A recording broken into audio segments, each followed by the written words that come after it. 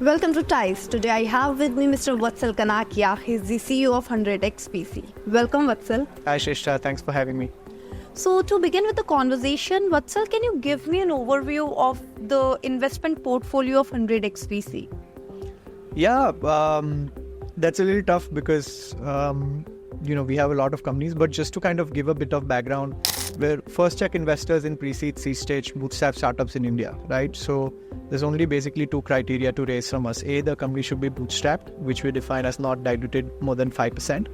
And B, the company should be domiciled in India. Apart from that, everything's fair play. We invest from idea stage companies to companies doing 3.5-4 crores of annualized revenue, and we invest from consumer brands to companies doing deep tech like 3D printing stainless steel or robotics or AI ML, whatever it is, right? So we've invested in over 150 companies so far who raised from investors like Sequoia, Chirate, Lightspeed, Startup Exceed, Inflexor, Elevation. I mean, you name the investor, they probably invested 100x Portco.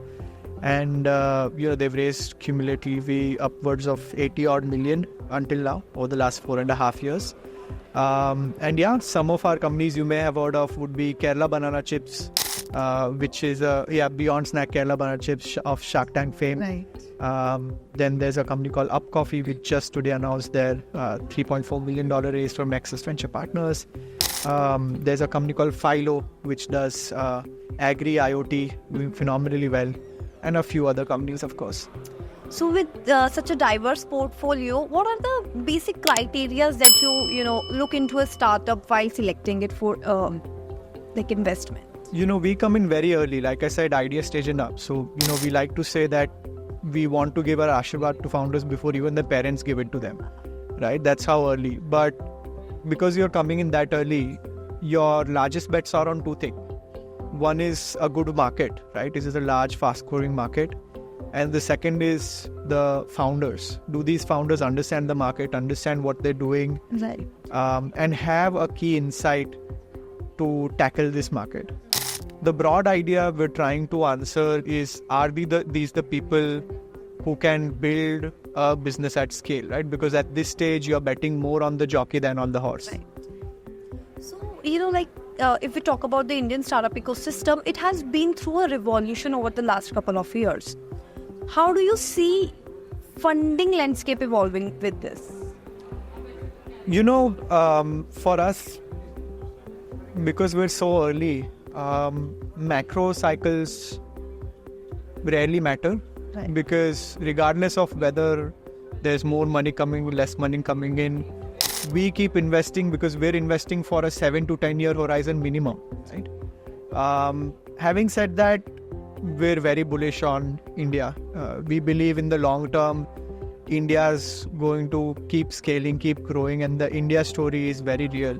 That's why we're betting the farm on India, right? We want to invest in Indian companies. We've invested 150, and we want to make many, many more going ahead. So very, very bullish on India, and I'm sure markets will bounce back and there'll be more and more capital coming back to India soon enough. So, since you mentioned that 100x VC primarily focus on the idea stage startups, I have seen this trend in the Indian startup ecosystem that VCs were more interested in product-based companies. There was a time. Now there are equal opportunities for service-based companies also. So, how do you see this transition? So that depends. So first is we're not focused only on idea stage companies. We invest idea stage and up. But second being, I think even when you talk about service-based companies that have raised funding, most of them have productized that service. Right. So it's not just service as in you tell me I'll build the software for you, right? It's not like a bespoke services business that investors are investing in. These are productized services where there are repeatable processes and repeatable outcomes that can be created. I think it's good in general to invest in a diverse set of businesses. India has opportunities everywhere and anywhere.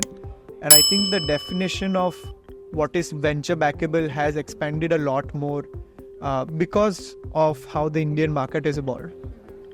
As an investor, what according to you are the promising sectors in the Indian startup ecosystem right? We don't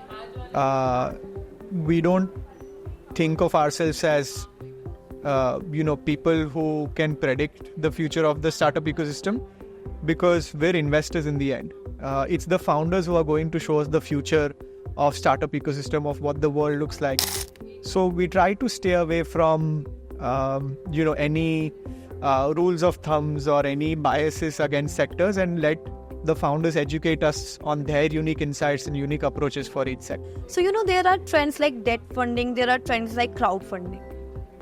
So, how do you see these new funding methods influencing the traditional methods of funding? Right. So, crowdfunding, I don't believe is legal in India. So, not ideal.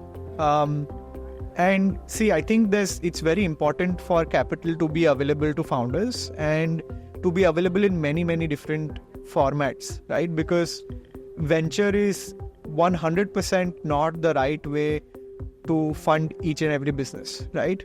Maybe 1% of all businesses built in India are actually venture backable. For the rest, it just makes sense to fundraise in some other way, right? And so the more capital available in the more different manners, the better for the ecosystem, because real businesses get built that way, right? Not by trying to shove venture capital down every single startup's throat. So, if we talk about the funding part, so, there were talks that India was going through a funding winter. But there were few trends that were denying this, that there is no funding winter. So, what do you think, that there is this own share of ups and downs, or does funding winters really exist? Yeah, I think if it exists, it's more at the later stages. Later stage capital has dried up. But that may be taken as a positive, as companies are now thinking about going EBITDA positive, being more capital conscious from day one, right? And I would say at the earliest stages, there is no funding winter. There's enough and more dry powder, enough and more capital, but it's going to the best deals. And so it's not a funding winter, more of a fundability winter, right? There are fewer companies which now pass the bar of a business that would be good enough to raise funding today. The bar has risen, and so it's a fundability winter where quality companies are fewer for investors to invest in. But the ones that are quality attract a lot of capital. To wrap up the conversation, entrepreneurship is a difficult journey, and a lot of entrepreneurs lose hope maybe in the initial stages only. But as a VC, what will be your, tips to them just to, to keep going? I don't think founders should be looking for motivation from VCs or from anybody else. In the end, it's you who have to keep pushing yourself. Entrepreneurship is a lonely one-man or two-people job. I mean, depending on how many co-founders, but it is a very lonely career. And if you look for external validation or motivation to start up or to continue or to even build it out, I don't think it's the right career path for you. All right. Thank you, Vatsal, for this conversation. Thanks, Shrestha.